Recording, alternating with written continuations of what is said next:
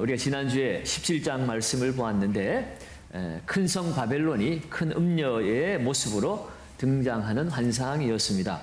그 큰 음녀의 모습을 보니 최고급 옷으로 입었고 각종 보석들을 그 몸에 휘감았습니다. 그리고 그 손에는 금잔을 들고 있었지요. 그런데 그 속에는 온갖 가증한 것들과 음행에 더러운 것들로 가득 차 있었습니다. 어쩌면 오늘날 우리가 살아가는 이곳이 바로 그 큰 성 바벨론, 음녀가 다스리는 곳이 아닌가 생각이 되어집니다. 우리는 매일매일 스마트폰을 손에 들고 살아갑니다. 그 속에 카톡이든 인스타그램이든 페이스북이든 SNS를 끊임없이 뒤지며 그것을 보면서 살아가고 있죠. 그런데 거기에 비춰지는 화면이라는 것들이 뭡니까? 온통 화려하고 행복해 보이는 사람들의 모습들로 가득합니다. 멋진 레스토랑에서 찍은 음식들의 사진들, 해외의 아름다운 휴양지에서 휴가를 즐기고 있는 모습들, 또는 새로 나온 명품 가방을 메고 있거나 아니면 새로운 스포츠카를 타고 있는 사진이라든지 아니면 자신의 어떤 화려한 커리어를 쌓은 자랑거리들을 SNS에 가득 실어서 남들에게 보여주고 있고 우리는 그것을 보면서 어떤 마음을 가집니까? 참 부럽다라는 생각을 가지면서 한편으로는 씁쓸한 생각을 가지게 되죠. 남들은 저렇게 화려하고 성공적인 삶을 사는데 나는 왜 이렇게 평범하게 살고 있을까? 그런 생각 때문에 부러우면 진다고 그랬는데 우리는 늘 그런 패배감에 물들어 살아갈 때가 많습니다. 그러다 보니 자신도 모르게 그 화려함이 성공의 척도요 행복의 증거라고 믿고 살아갈 때가 많습니다. 그러다 보니 오늘날 우리가 살아가는 이 세상은 거대한 쇼핑몰처럼 느껴지기도 합니다. 눈에 보이는 것들을 바라보면서 더 많이 가져야지, 더 높이 올라가야지, 더 많이 쾌락을 누려야지. 그렇게 우리의 보이는 것들이 다 우리를 유혹하고 있습니다. 성공과 부를 우상처럼 여기며 살아갑니다. 그래서 그 성공과 부, 쾌락을 얻기 위해서라면 수단과 방법을 가리지 않고 살아가는 이 거대한 시스템이 바로 이 세상의 모습이고 바로 오늘 성경에서 말하는 바벨론의 큰 성 바벨론의 영적인 실체라고 볼 수가 있습니다. 우리가 살아가는 이 큰 성 바벨론, 이것은 너무나 화려하고 강력합니다. 그래서 날마다 우리를 집어삼킬 듯 날마다 그 위용을 자랑하고 있죠. 때로는 우리는 알게 모르게 그 속에서 안정을 느끼기도 하고 소속감을 느끼기도 하고 어쩌면 그 큰 성 바벨론을 심지어 동경까지 하고 살아가고 있는 것은 아닙니까? 그런데 오늘 성경 말씀은 하나님께서 우리에게 다른 것을 들려주고 있습니다. 오늘 이 세상의 화려함의 실체를 보라고 말하면서 그 거짓된 안정감에서 깨어나라고 말씀하십니다. 그리고 마침내 이 큰 성 바벨론에서 나오라고 우리를 부르고 계신 것을 볼 수가 있습니다. 왜냐하면 이 큰 성 바벨론, 이곳은 심판받을 곳이기 때문입니다. 오늘 본문의 말씀은 이 큰 성 바벨론이 어떻게 심판이 이루어지고 있는지를 우리에게 보여주면서 오늘 우리에게 너희의 소속은 이 바벨론이 아니다. 하늘에 있는 하나님의 나라요. 너희는 그 하나님 나라의 시민임을 오늘 우리에게 깨우쳐주고 있고 하나님 백성으로 부름받은 하나님의 백성으로서 오늘 우리의 마음을 다시 한번 새롭게 하고 이 세상 속에서 우리는 어떻게 살아야 하는지 함께 말씀의 은혜를 나누기를 원합니다. 오늘 본문 1절은 아주 장엄하고도 두려운 장면으로 시작하고 있습니다. 1절을 우리 같이 한번 봅니다. 이일 후에 다른 천사가 하늘에서 내려오는 것을 보니 큰 권세를 가졌는데 그의 영광으로 땅이 환하여지더라. 한 다른 천사가 내려왔는데 그냥 보통 천사가 아니라 큰 권세를 가진 천사였다라고 말합니다. 그리고 그 천사의 영광이 얼마나 찬란한지 땅이 환하여질 정도로 그렇게 영광이 가득한 천사였습니다. 이 천사는 하나님의 심판의 권위를 위임받아서 요한에게 찾아온 메신저이지요. 오늘 이 천사의 그 권세가 얼마나 크고 영광스러운가 하는 것은 곧 그것을 위임받아 온 그 천사, 그 천사를 통하여서 하나님이 이루실 그 하나님의 심판이 얼마나 영광스러울 것인가. 또 그 권세가 너무나 크기 때문에 그 심판은 도저히 피할 수 없는 절대적인 심판이 될 것임을 이 천사의 모습을 통해서도 우리에게 알려주고 있는 것입니다. 그리고 이 천사가 힘찬 음성으로 이르는데 이렇게 외치고 있습니다. 2절도 우리 같이 한번 읽습니다. 힘찬 음성으로 외쳐 이르되 무너졌도다 무너졌도다 큰 성 바벨론이여. 네, 거기까지. 그가 외치기를 무너졌도다 무너졌도다 큰 성 바벨론이여. 이 바벨론 성이 무너진다고 하는데 무너졌도다 무너졌도다 두 번씩이나 반복해서 외치고 있습니다. 여기서 이 두 번 반복한 것은 히브리 문학에서 강조를 나타낼 때 쓰여지는 문학적 표현입니다. 그러니까 오늘 이 큰 성 바벨론이 너무너무 크고 거대해서 언제 무너질지 잘 모르니까 아마 언젠가는 무너질지도 몰라, 그런 것이 아니라는 것이에요. 무너졌도다 무너졌도다 두 번씩이나 강조하고 외친 것은 아무리 크고 영원할 것 같은 이 큰 성 바벨론이었다 할지라도 하나님의 심판의 때에는 반드시 무너진다라는 것을 확정적으로 선언하고 있는 말씀입니다. 너희들 눈에 세상적인 관점으로는 도저히 무너질 것 같지 않은 그런 거대한 성 바벨론일지라도 하나님이 진노하시고 심판하시면 반드시 무너진다는 겁니다. 이 큰 성 바벨론은 어떤 것입니까? 3절 말씀에 의하면 죄악이 가득한 곳인데 그 안에서 이루어지는 죄악이 세 가지로 요약이 되어져 있습니다. 3절 말씀을 한번 봅니다. 3절에 보면 그 첫 번째 죄악은 그 음행의 진노의 포도주로 말미암아 만국이 무너졌으며 라고 말합니다. 음행이 이루어지는 곳이라고 말씀하고 있어요. 여기서 이 음행은 단순한 육체적인 간음을 넘어서서 하나님을 떠나서 우상 숭배하는 모든 영적인 배도를 포함하는 영적 간음이라고 말할 수가 있습니다.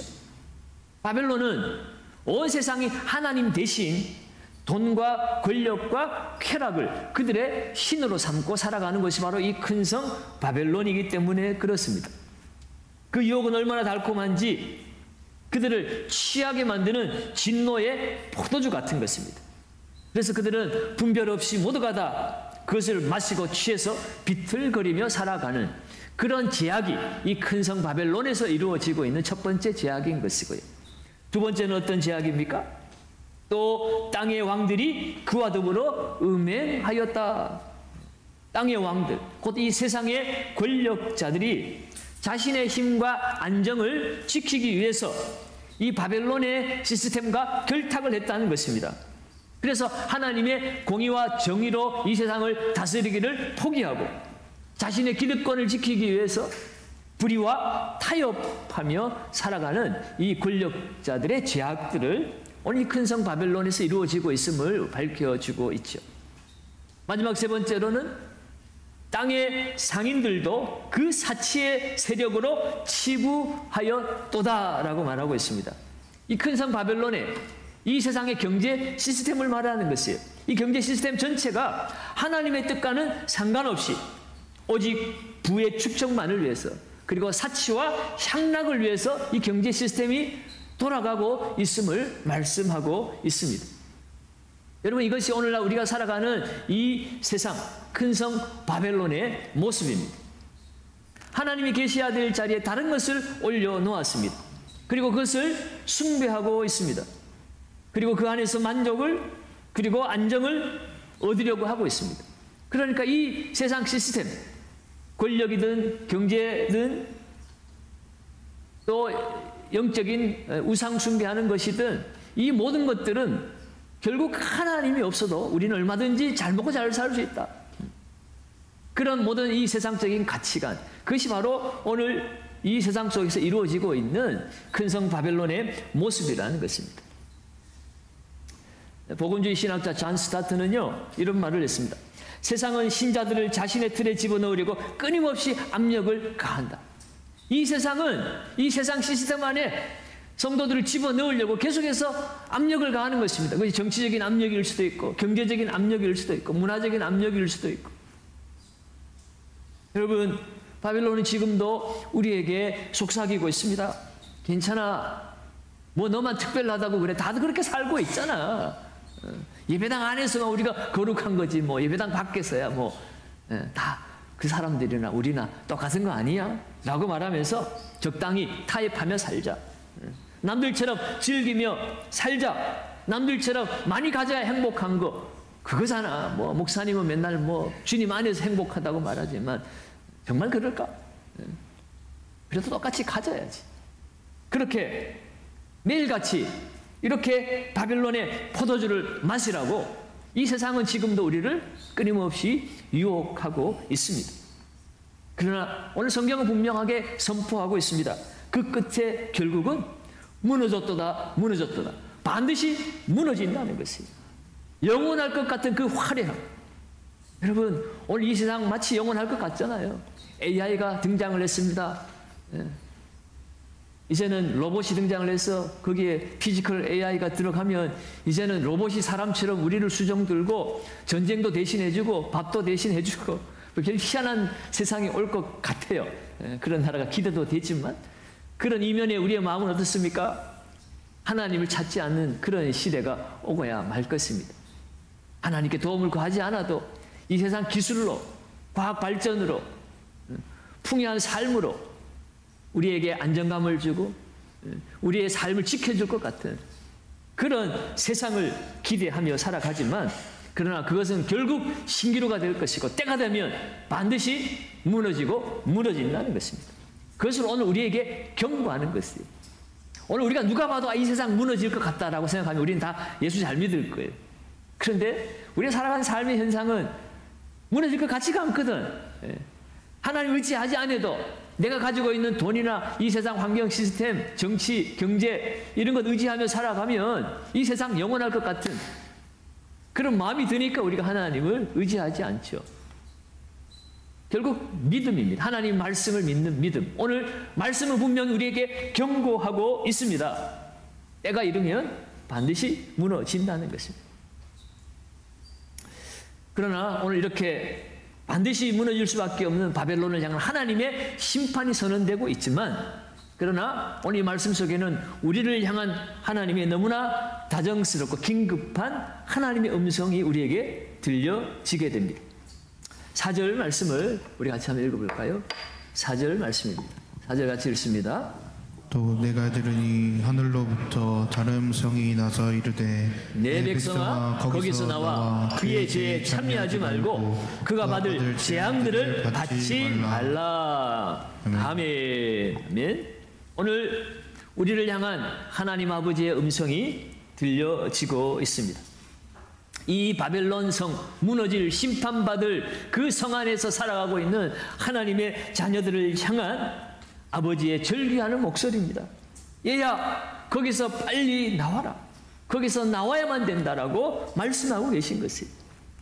하나님은 반드시 무너질 이 바벨론 안에서 하나님의 백성들이 함께 무너지기를 원하지 않으시기 때문입니다. 그래서 이 나오라고 하는 이 헬라어 엑셀사테라는 단어의 의미를 우리가 연구를 해보면 긴급하게 나오라는 명령입니다. 아주 단호하고 긴급한 명령으로 나오라고 말하고 있는 것이에요. 우물쭈물하지 말고 뒤도 돌아보지 말고 당장 빠져나오라라고 하는 의미입니다. 왜 당장 빠져나와야 되는 것인가? 여기에 두 가지 이유가 있습니다. 첫째는 거기에서 나와서 4절 하반절에 뭐라고 그래요? 그의 죄에 참여하지 말고라고 하죠. 여기에서 빠져나와야 될 이유는 그 죄에 참여하지 말아야 하기 때문에 그렇습니다. 이것은 소극적인 분리를 넘어서 적극적인 성별을 요구하는 명령입니다. 우리가 이 세상 속에서 살아갈지라도 이 세상의 가치관과 제약된 방식에 동조하거나 물들어서는 안 된다라고 말씀하고 있는 것입니다. 직장에서 모두가 다 부정한 방법으로 이익을 취할 때 나 하나쯤 눈 감아주면 되는데 뭘. 그렇게 타협하면서 바빌론의 죄에 참여하는 모습이 바로 이 죄악에 참여하는 모습일 수가 있습니다. 세상의 음란한 문화를 무분별하게 즐기고 성공을 위해서라면 신앙의 원칙쯤이야 쉽게 던져버릴 수 있다라고 생각하는 그것이 바로 죄에 참여하는 모습이죠. 그러나 하나님은 우리에게 세상 속에 발붙이고 살지라도 하늘 시민답게 구별된 삶을 살기를 원하십니다. 너희는 세상의 소금이요 빛이라 라고 주님은 말씀하셨습니다. 소금은 방부제 역할을 하는 것입니다. 세상이 다 썩어 문드러지고 악취가 날지라도 너희는 똑같이 냄새 풍기면서 살지 말고 너희는 그 세상의 방부제처럼 썩지 않게 하는 삶을 너희가 들어가서 살아라고 하나님은 우리를 구원해 주셨고 우리를 세상으로 보내주셨습니다. 너희는 세상의 빛이라는 말은 무엇입니까? 이 세상이 다 어두움에 갇혀있다 할지라도 그 어둠 속으로 들어가서 너희를 향한 너희 안에 있는 그 하나님의 생명의 빛을 비추며 살라는 거지요. 구별된 삶을 살라고 하나님은 우리를 구원해 주신 것입니다. 거기에서 너희들이 빠져나오라고 말씀하고 있고 또 그 안에서 우리가 그렇게 살지 말아야 되고 죄에 참여하지 말 것을 말씀하고 있는 거죠. 그리고 두 번째 이유는요. 그가 받을 재앙들을 받지 말라라고 이야기를 하고 있습니다. 그가 받을 재앙들을 받지 말라. 우리가 이 큰 성 무너질 바벨론에서 나와야 될 이유는 거기에 재앙이 임하기 때문입니다. 이것은 하나님의 사랑의 경고입니다. 죄에 참여하면 그 결과는 반드시 따르기 때문에 그 죄의 결과로 찾아올 그 재앙에서 벗어나기 위해서라도 그 큰 성 바벨론에서 빨리 나오라고 말하고 있는 것입니다. 5절 말씀은 그 받을 재앙에 대해서 이유를 이렇게 설명합니다. 그의 죄는 하늘에 사무쳤으며 하나님은 그의 불의한 일을 기억하신지라. 죄가 하늘에 사무쳤다는 것은 죄가 쌓이고 쌓여서 하나님께서 더 이상 간과할 수 없는 지경까지 이르렀다는 뜻입니다. 마치 소돔과 고모라의 죄악이 하늘에 닿았던 것과 같은 말씀입니다. 하나님은 우리에 대하여 오래 참으시는 분이시지만 영원히 참지는 않습니다. 하나님의 공의는 반드시 실현되어집니다. 그 심판의 때가 반드시 온다는 것이에요. 여러분, 우리가 구원받았다면 구원받은 자로서의 책임감 있는 삶을 살아야 합니다. 독일의 나치치아에서 보네포 목사님은 그 당시에 그 나치와 협력했던 그 교회를 향하여서 그들이 값싼 은혜를 따라 살아간다라고 비판을 했습니다. 여러분, 값싼 은혜가 아닌 정말 가치 있는 은혜가 무엇일까요? 여러분, 값싼 은혜는 회개가 없는 것, 제자도가 따르지 않는 구원, 그것이 바로 값싼 은혜입니다. 우리가 구원만 받으면 되는 것이 아니라 구원받았다면 구원받은 자로서의 삶을 살아야 됩니다. 왜요? 우리는 너무나 값비싼 구원을 받았기 때문에 그래요. 공짜로 받은 구원이 아니에요, 여러분. 하나님의 아들, 값으로 매길 수 없는 하나님의 아들의 목숨과 바꾼 구원을 우리가 받은 것이기 때문에 결코 우리는 값싼 구원을 받은 사람들이 아니라는 것입니다. 우리가 받은 그 구원의 은혜가 얼마나 크고 우리가 감당할 수 없는 은혜인가를 아는 사람은 우리의 삶의 자리에서 그냥 죄에 머물며 살아갈 수가 없다는 것이에요. 그럼 여러분, 오늘 주님 우리를 향하여 거기에서 나오라고 말씀하고 있습니다. 이 주님의 음성은 우리를 정죄하기 위한 음성이 아니라 우리를 살리기 위한 사랑의 초대장입니다. 사랑하는 여러분, 지금 여러분들의 발은 어디에 서 있습니까? 세상의 화려함과 안락함에 취해서 거기에 내 발을 굳게 세우고 있지는 않습니까?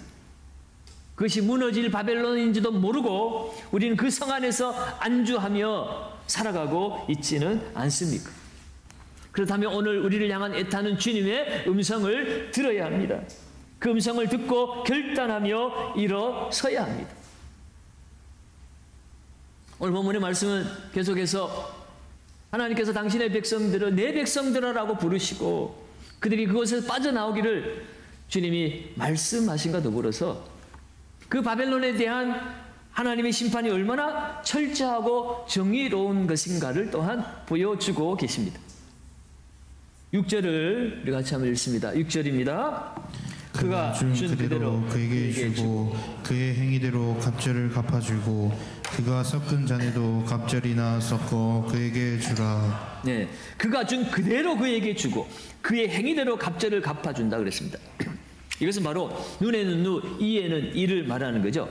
동해 보복법으로 알려져 있습니다. 내가 받은 만큼 돌려주는 원칙이죠. 그러나 이것은 단순한 보복의 법만을 이야기하지 않습니다. 갑절을 갚아주라 그랬으니까요. 동해 보복이 아니죠. 갑절로 갚아준다고 했으니까. 이 말의 의미는 무엇일까? 그것은 하나님의 심판이 인간의 제약의 무게를 훨씬 뛰어넘는다는 말씀입니다. 하나님 심판이 완전하고 철저한 심판임을 이 갑절로 갚아준다는 말 속에 의미에 담겨 있습니다. 더 이상 회개할 수 없는 마지막 심판이기 때문에 그렇습니다. 철저한 심판이 이루어질 것임을 말씀하고 있는 거죠. 그런데 오늘 이렇게 심판을 받는 이 큰 바벨론, 이 바벨론 성의 음녀의 제약이 무엇이었을까? 그것은 바로 교만의 죄였습니다. 그것을 7절에서 이렇게 말하고 있죠. 7절을 같이 한번 읽습니다. 그가 얼마나 자기를 영화롭게 하였으며 사치하였든지 그만큼 고통과 애통함으로 갚아주라. 그가 마음에 말하기를 나는 여왕으로 앉은 자요 가부가 아니라 결단코 애통함을 당하지 아니하리라 하니. 스스로를 높여서 여왕이라고 칭했습니다. 그리고 자신은 결코 슬픔이나 부족함을 겪지 않을 것이라고 자신만만해하고 있습니다. 하나님 없이도 나는 잘 살 수 있다고 스스로 신격화시키고 있는 거죠.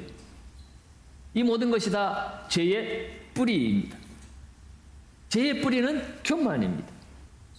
이러한 교만을 향하여 하나님의 심판은 정확하게 겨냥하고 있습니다. 여러분, 미사일 유도 폭탄이 정확하게 그 타겟의 고개만 가서 찍혀버리잖아요. 하나님의 심판도 정확합니다. 오늘 8절을 같이 한번 읽습니다. 8절입니다. 그러므로 하루 동안에 그 재앙들이 이르리니 곧 사망과 애통함과 흉년이라. 그가 또한 불에 살라지리니 그를 심판하시는 주 하나님은 강하신 자이심이라. 아멘.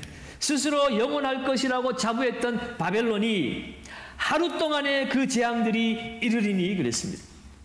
그야말로 순식간에 멸망할 것임을 선포하고 있는 것입니다.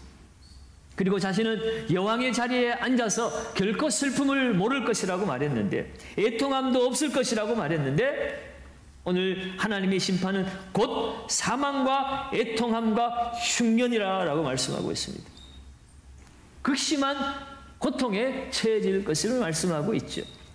그리고 그가 또한 불에 살라지리라 그랬습니다. 화려한 옷을 입고 살았는데 그 모든 화려함도 불에 다 살라질 것이라고 말씀하고 있습니다. 자, 여러분, 오늘 이 큰 바벨론 성을 향한 하나님의 심판의 말씀, 오늘 이 말씀이 우리에게 주는 위로와 경고가 무엇일까?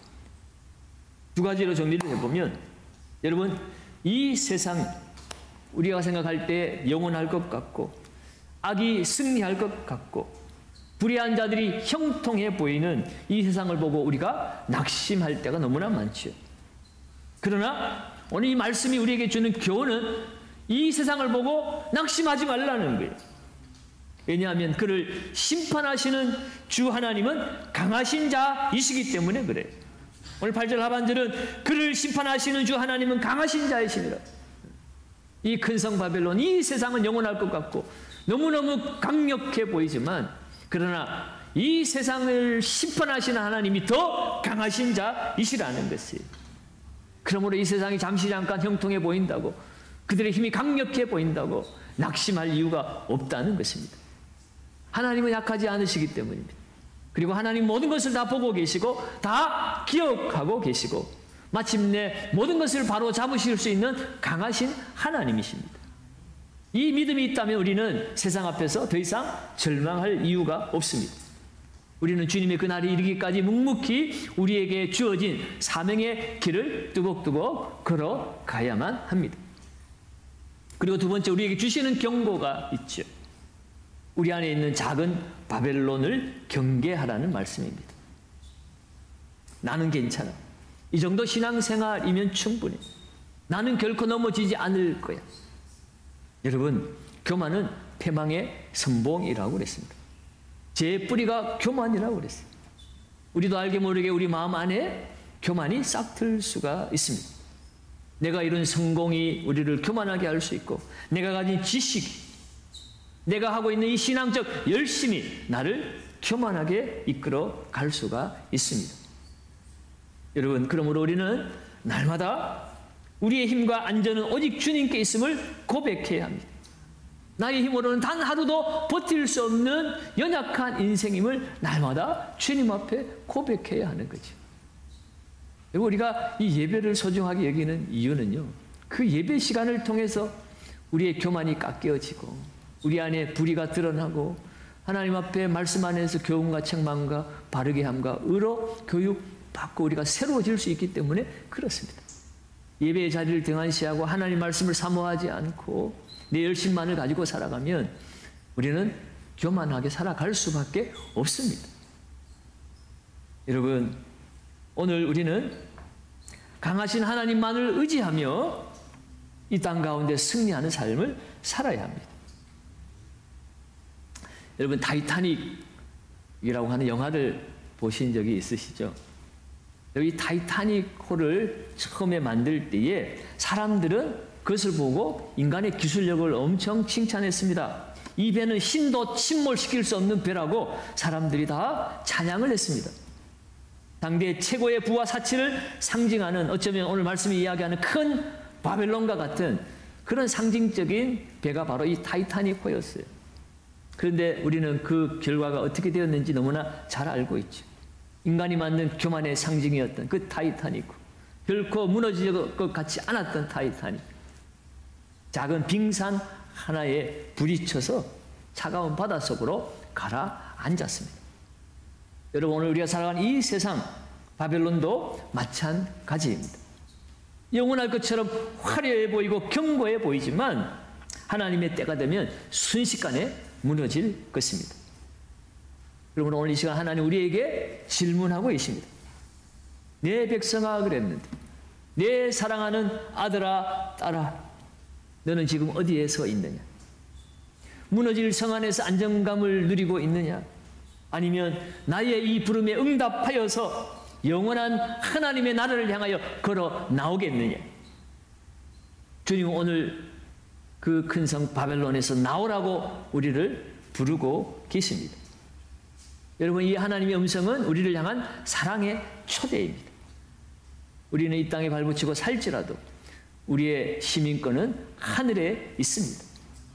이제 눈을 들어서 이 화려한 땅만 바라보며 살지 말고 우리를 부르신 하늘의 하나님을 바라보아야 합니다.